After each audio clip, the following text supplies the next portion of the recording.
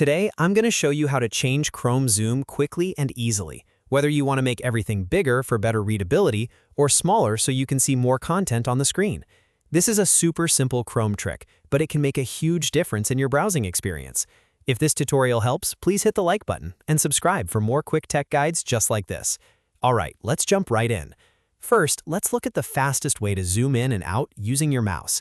While you're on any web page in Chrome, hold down the Ctrl key on Windows or Command on Mac, and then scroll your mouse wheel up to zoom in or down to zoom out. This gives you smooth zoom control and is perfect when you want quick adjustments without opening any menus. You can use this method anytime while browsing, and the zoom level will update instantly. If you accidentally zoom too far in or out, just keep scrolling until it looks right.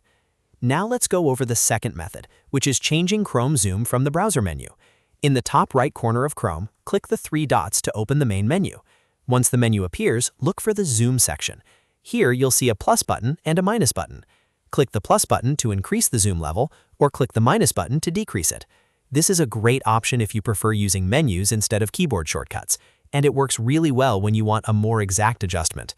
As you click, you'll see the page zoom change immediately, so you can stop once the text and layout look comfortable.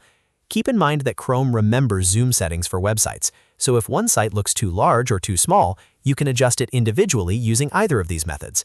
That makes it easy to customize your browsing experience based on the page you're viewing.